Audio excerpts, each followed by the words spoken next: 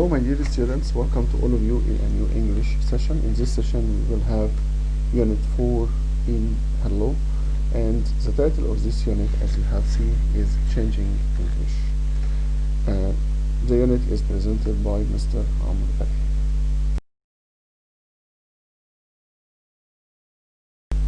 Okay, that's right. Now let's read the text of this unit, and in this text we will talk about the effect of messaging on English today.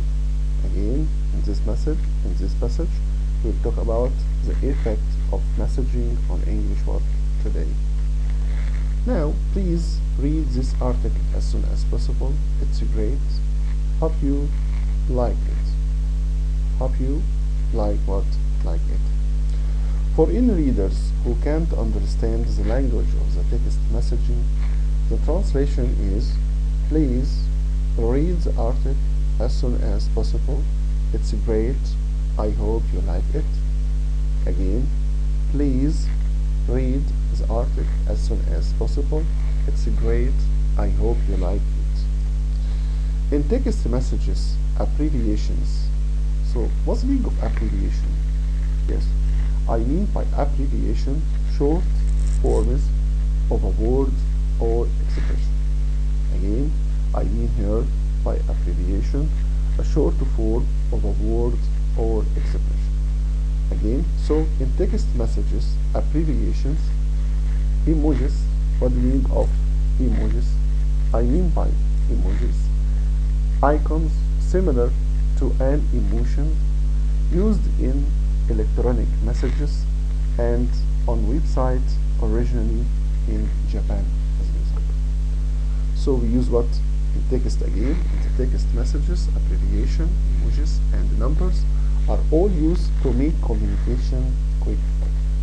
To make communication what? Quicker. So the language of the text messages doesn't require correct spelling or difficult grammar and punctuation.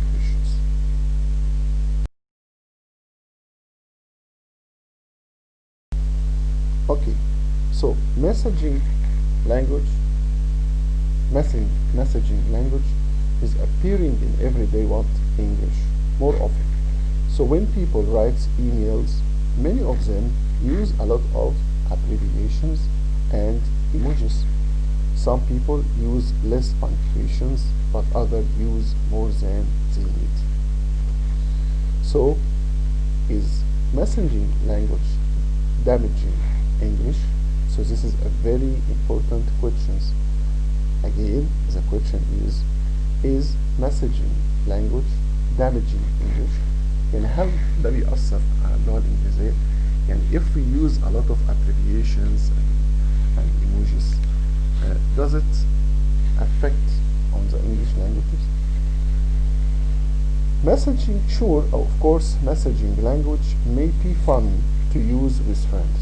يعني ممكن نستخدم ده مع الفريندز أكتر في أي مسجز رسائل بيننا وبين بعض. But it's not suitable in formal emails. What does it mean? It means here when you write formal emails, you should use formal language, not numbers, not abbreviations, and so on. And now teachers are worried that some teenagers are no longer able to speak or write using English correctly. Is okay? However, some linguists suggest that people who use messaging language are actually language innovators. Are what? What's the meaning of innovator? I mean here by innovator someone who introduces changes and new ideas. Again, I mean here by innovators someone who introduces changes and new ideas. So again, some linguists, I mean here by linguists people who or someone who studies or teaches linguistics. I mean here again, I mean by linguists someone who studies or teaches linguistics. So some linguists suggest that people who use messaging language are actually language innovators. Why? Because they introduce new ideas into English. They argue that messaging language is quick, short, and communicates a lot in a small space.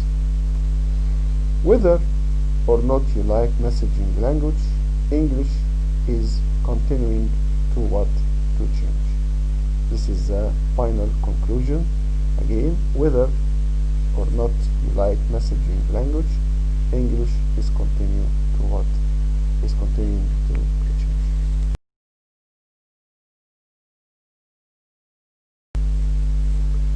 Here some of the definitions or the most important vocab in the text. Number one is abbreviation.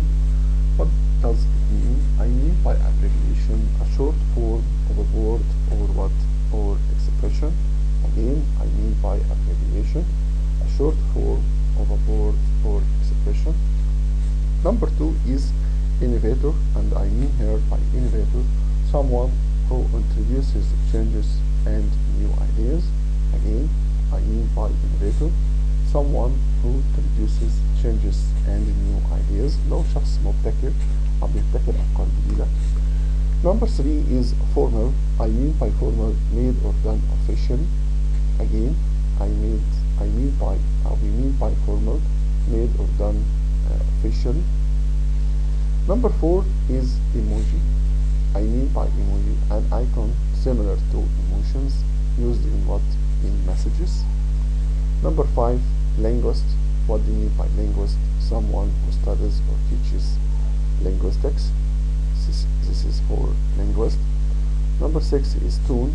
What do you mean of tone? The change in your voice that show what you are feeling. Number six is frown, to have an expressions on your face that show you are not happy. يعني كشر يعني أو هكذا. Again, I mean by frown, to have an expression on your face that show you are not happy. Then we have number 8 is misunderstand. What do you mean by misunderstand? I mean here not to understand properly. This is the most of the main vocab in the text. Now we have some of the abbreviations used in the text messages. Number one is laugh out loud. Laugh out loud. We can use the abbreviation lol.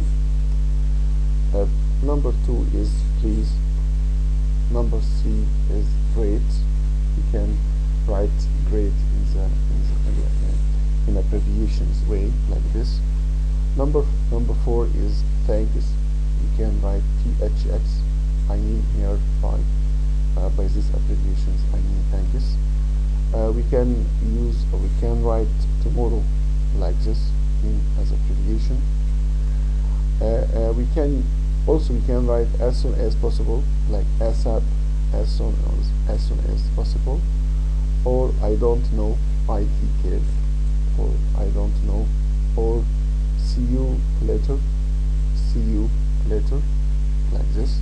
Again, we can use these abbreviations when you write text message like LOL, lol, laugh out loud, please, great, thank you, tomorrow, as soon as possible, I don't know, or see.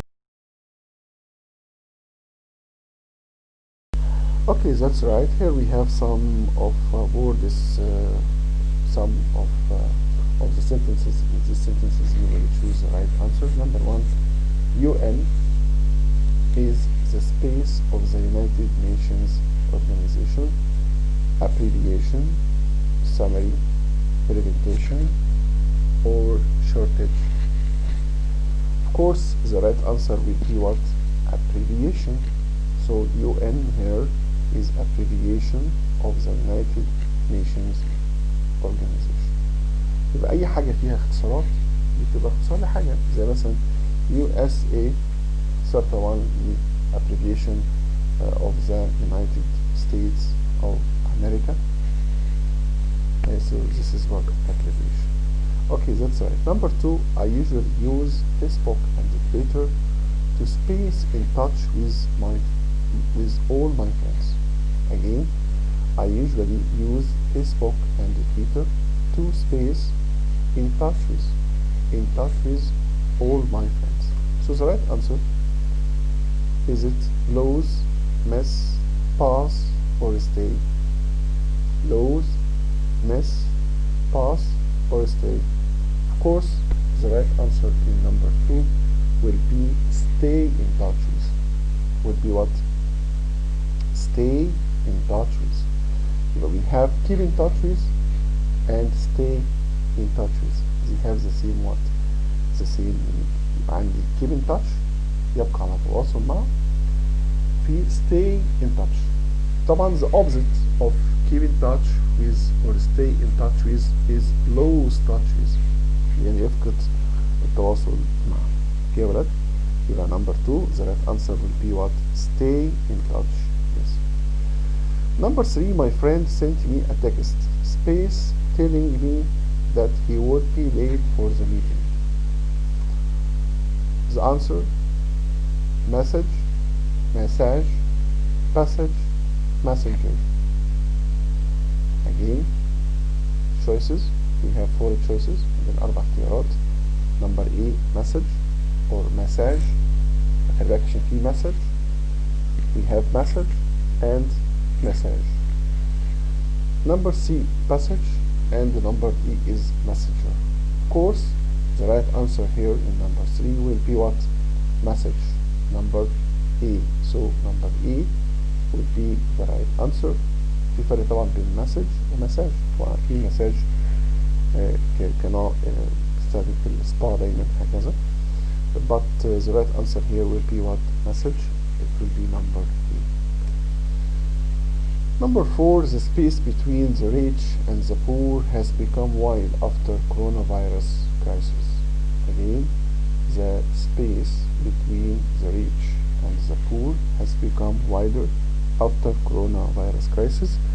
And here the answer, we have 4 choices as you have seen: gap, friendship, gap, relation. So the right answer will be what? Of course, number C, gap. The gap between the rich and the poor has become wider after coronavirus crisis. Number 5, it's considered impolite if girls space loudly in front of the stranger: love, smile, laughter, or laugh. Of course, the right answer will be what? Will be laugh. Number what? Number D is the right answer. Number 6, my grandmother always talked to people in a friendly sound, tune, intention, note. Again, choices: sound, tune, intention, note. So here the right answer will be number B, tune طبعا تبقى in a friendly tune. Number 7, television, radio, and other forms of mass space have made the world a global village. Link, connection, affection, or communication. Again, first we have number A, link, number B, connection, number C, affection, and number D, communication. Of course, the right answer will be what? طبعا we have ممكن اقول mass communications او mass media. ممكن في عندي حاجه اسمها ماس ميديا طبعا، اللي هي وسائل الاعلام سواء كان مقروء او مسموع، زي التلفزيون، زي الراديو، زي النيوز بيبر، كل بنسميها ماس ميديا. يبقى طبعا ممكن اقول ماس ميديا، او هنا في الجمله نمبر 8 طبعا ممكن اقول او the right answer will be what? mass communication، اللي هو وسائل يا ولاد التواصل. طبعا have made the world a global village، اللي طبعا قريه صغيره.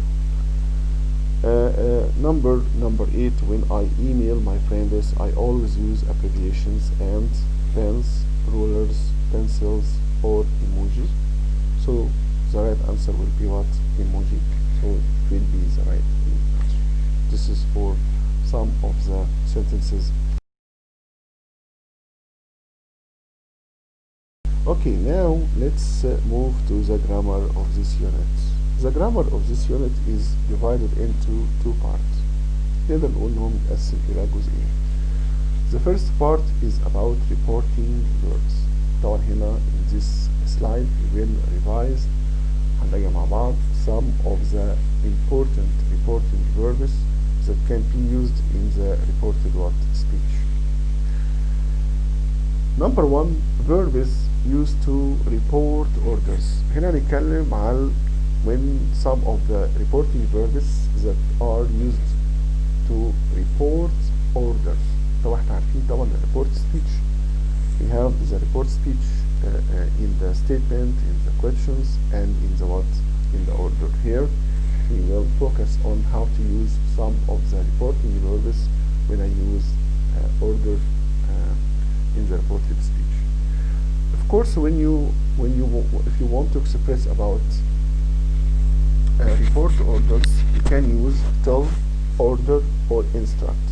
You can use a verb what? Tell, order, or instruct. Example: the teacher told me to read. Again, the teacher told me to read. Or number two, the officer ordered the soldier to fire. Again, the officer ordered the soldier to what? To fire. So told and order is what? They are considered a reporting verbs that used to report what? Orders. Number three, the coach instructed the player to pass a lot. Again, the coach instructed the player to pass a lot. So as you have seen, we used the tell, we use the verbs tell, order, or instruct when I give or when I used them to express about what? To express about order in the reported what? In the reported speech. Okay. Number two, we have some verbs used to report order requests. To report what? To report order request. We can use when I want to express about request. We can use ask, invite, and remind. We can use what? Ask, invite, and remind. Example: she asked Sani to close the door. She asked Sani to close the door. Number two, Omar asked me to help him. Omar asked me to help him. So again, if you want to express about order, you use tell, order, instruct. But if you want to use verbs to give or to report order in requests, you can use what? Ask, invite, and remind. Here we have another example. I invited Ahmed to have lunch with me. I invited Ahmed to have lunch with me. يبقى لازم نفهم كويس هل الجملة هنا does it mean order or request؟ عشان كل حاجة لها حاجة. يعني if you want to express about order, you should use tell, order, instruct. But if you want to express about instruct, you should use ask, invite, and remind. Also, if you look at number 4, remind me to go to the office early. Remind me to go to the office what? Early.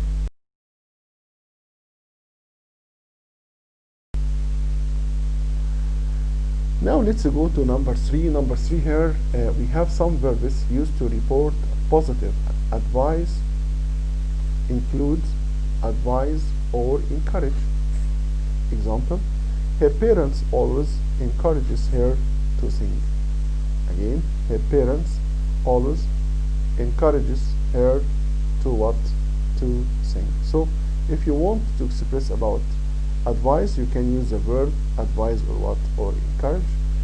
Number 2, Rami advised Ahmed not to go out as it was raining. Again, Rami advised Ahmed not to go out as it was raining.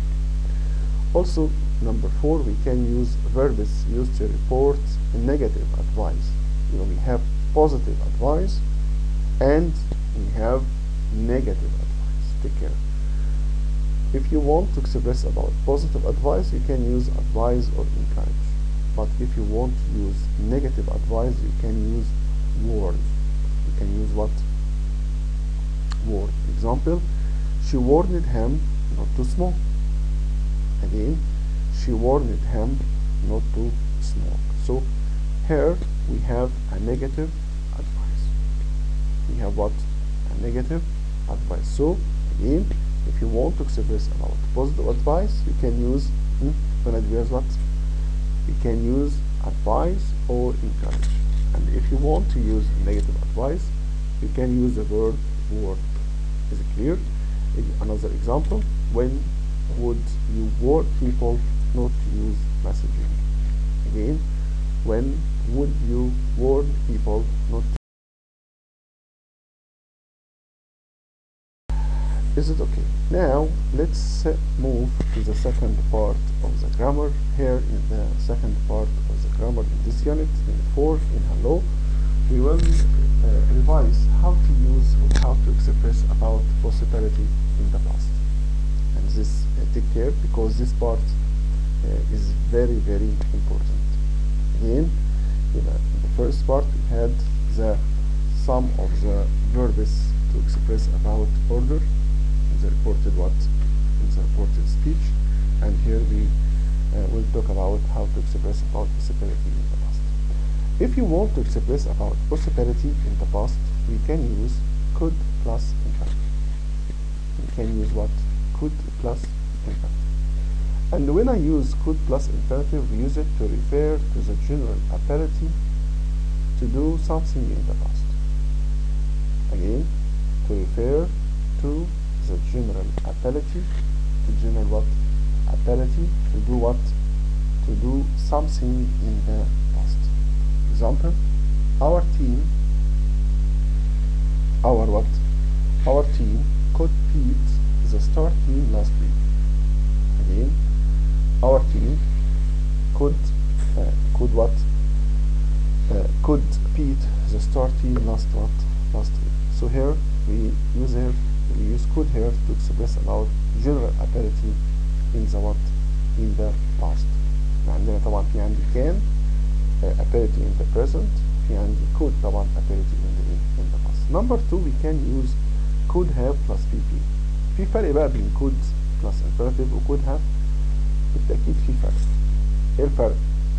We use could have plus PP to say that something was possible in the past. To say what? Something that was possible in the past. يعني حاجة كانت ممكن تحصل في الايه؟ في الباست. طب واحد يقول لي طب هو ايه الفرق ما بين could could have؟ Could here we use could to express about general ability. يعني قدرة بصفة ايه؟ بصفة عامة. But here when I use could have plus PP, I use it to express about that something was possible in the past. Example, he could have bought these eggs when he went out this morning. He could have bought these eggs when he went out this morning. Is okay? Number B, also we can use could have to say that someone had the ability to do something that they didn't do. Take care. Again. Now we have two usage for could have plus PP. Number A, as I have already said, number A to say that something was possible in the past. What about number P? We use could have plus PP to express about, or to say that something had the ability to do something they didn't do. يعني حاجة كان في مقدوره الشخص انه يعملها لكن ما عملهاش. واحيانا بيستخدم فيها شوية جزء للكريتيسيزم او الانتقاد شوية. معايا يا ولاد؟ طيب example, she could have bought a new phone but she didn't. Again, she could have bought a new phone but she didn't. يبقى هي هنا نقدر نقول ان هي كان عندها القدرة كان في مقدورها انها تشتري لكن ما عملتش كده. يبقى لما نيجي نعبر عن تاني اهوت again يبقى we use could have in number P, take care with be in number P to say that someone has the ability to do something that they didn't do. يعني حاجة كان عندي القدرة ان انا اعملها لكن ما قدرتش. خلاص الدرس ده مهم جدا وفي تقارب في بعض الحاجات، فيعني you should take care when you use those modal verbs to express about what possibility in the past. طب another example مثلا عشان برضه نفهمه اكتر. example تاني يعني we can say he went to school on foot but he could have gone by train. Again, he went to school on foot but he could have gone by train. Okay, number 3 or another example. You didn't visit me but you could have at least phoned me. Again طبعا بحاول ندي example تاني غير example دوت. يبقى you didn't visit me but you could have at least، خلي بالك من الجملة، but you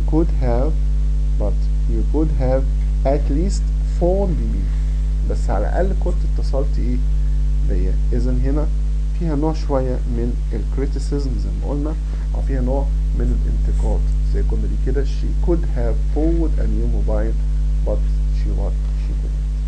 واضحة يا ولاد؟ يبقى تاني نأكد تاني.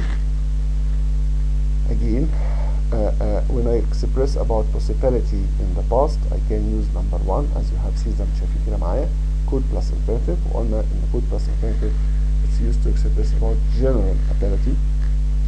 Number 2 we can use could have plus PP, and we said that we can use could have plus PP to express that something was possible in the past. حاجة كانت ممكن تحصل في الماضي. برضو خلي بالنا بقى من number P مهمة جدا to say that someone had the ability to do something that they didn't do. شخص كان في مقدوره يعمل حاجة لكن ما عملهاش، زي الجملة الأخيرة كده معايا she could have bought a new mobile but she didn't. وقلنا الجملة أحيانا بتميل أكتر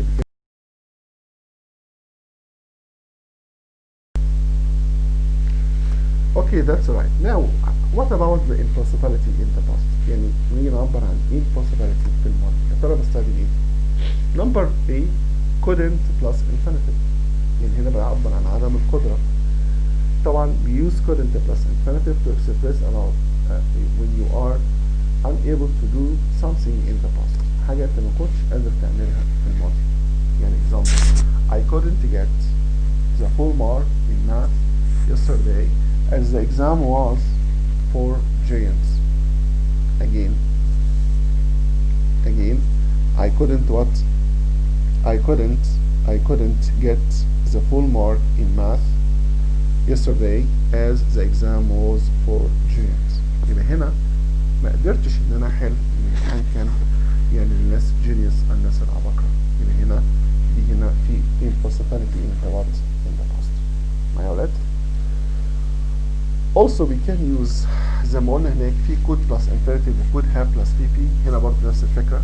هنا بستخدم couldn't in plus infinitive or in number P as you have seen couldn't have plus PP. But when I use couldn't have plus PP we use it to say that something wasn't possible in the past. Something what wasn't possible in the past. Example, you couldn't have seen Dina today because she in Germany at the moment. Again, you couldn't have seen Dina today because she is in Germany at the moment. So here we use couldn't have plus PP to say that something wasn't possible in the past. To say what? To say what? That something wasn't possible in the past. يعني شيء لم يكن محتمل حدوثه في الماضي. يعني كنتش هقدر اشوف دي. ليه؟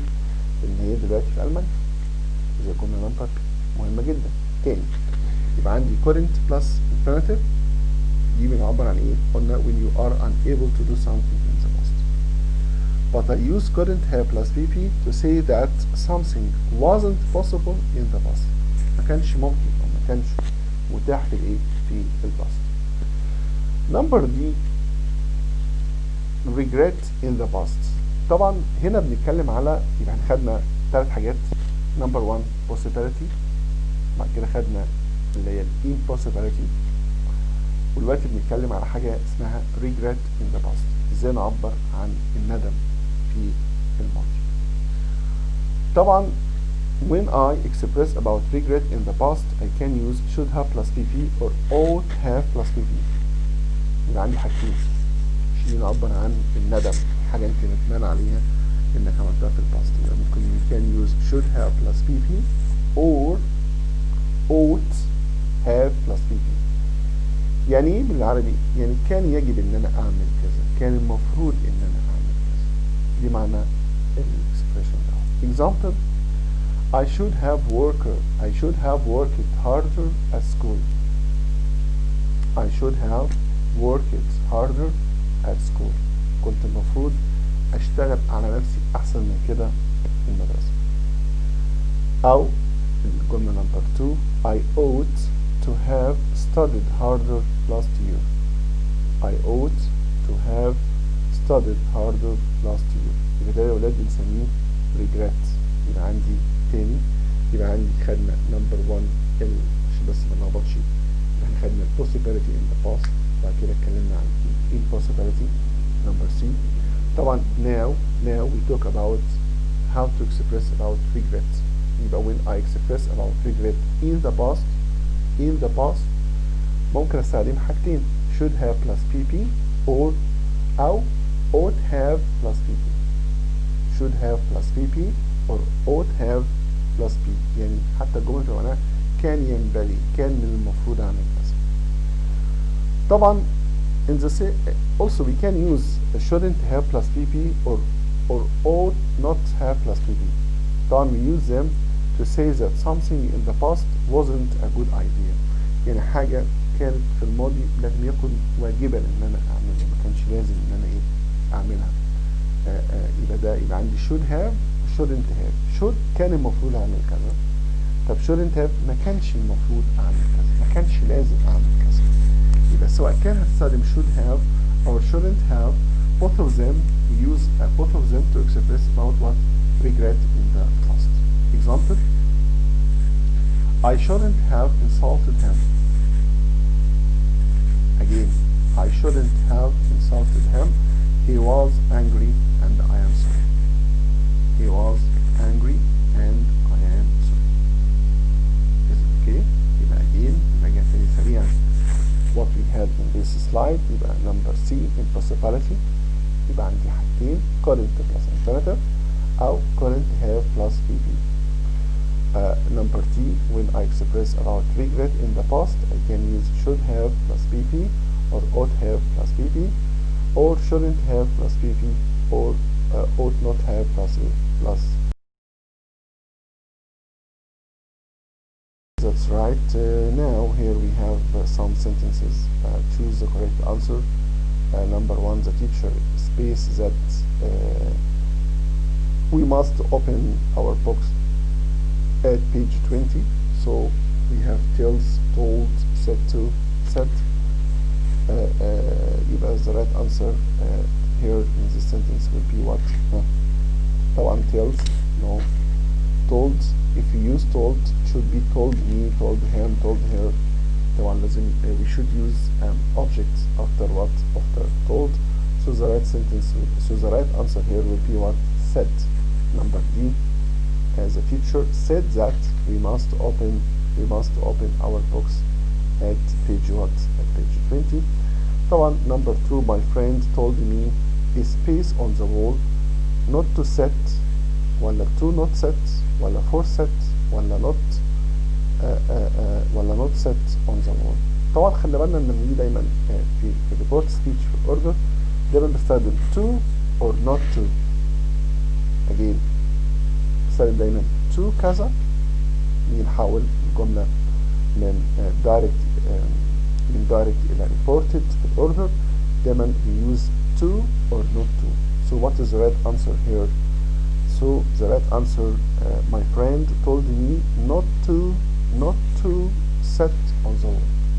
The right answer will be طبعا number what? Number A. يبقى not يا ولاد not to. Is okay? Number 3, Ahmed's father advised him space the front door at night. Ordering ولا that he locking ولا to lock ولا for locking. Sure, the right answer will be what? Number C, to lock. يبقى Ahmed's father has advised him to lock. طبعا ما ينفعش for locking ولا that he locking. لأن هنا already الجملة اتحولت إلى reported. طبعا number 4, I missed the meeting. أنا يعني الاجتماع فاتني. I spaced an earlier train. should have caught ولا didn't have caught ولا shouldn't have caught ولا could have caught. طبعا هنا الجملة بتحمل شوية. طبعا the right answer will be what? should have caught ولا again ولا didn't have caught ولا could have caught. طبعا the right answer will be should have caught an earlier train. هنا فيها الجملة فيها نوع من أنواع شوية الريجريت إن أنا كنت المفروض آخد القطر إيه اللي كان بدري يعني، أو المفروض آخد earlier. طبعا didn't طبعا دي not necessary، عدم ضرورة خالص، مينفعش. shouldn't have برضو لأ، طبعا المعنى مش هيمشي. طبعا could have بالتأكيد the right answer هيكون أنسب طبعا هنا should have could. يعني هنا بقى the tour guide number 5 space the tourists not to go into the desert on their own. يعني طبعا هنا يبقى the right answer would be what? The tour guide warned again. هل هو encourage يعني هتشجعهم ان هم not to go into the desert ولا warned ولا this. طبعا the right answer here will be warned as a tourist not to go into the desert on their way on their own هكذا يعني هنا بقى number 6 طبعا they spaced to China last year because of the coronavirus disease COVID-19. Again, they spaced to China last year because of the coronavirus disease COVID-19. couldn't have gone ولا should have gone. كانوا المفروض يروحوا الصين ولا could go ولا should go. What is the right answer here? The right answer will be what? couldn't have gone. ما قدروش ان هم يروحوا China السنة اللي فاتت. ايه السبب؟ because of the coronavirus. طبعا بقى number C the teachers the students stop running. يعني كلها طبعا جملة خاصة reported warned ولا suggested ولا ordered ولا طبعا هنا ordered the students stop running. the doctor need to take off his jackets. يبقى the doctor asked ولا encouraged ولا warned ولا suggested. طبعا هنا يبقى warned بالتأكيد. طبعا كلها أعتقد الأمور واضحة.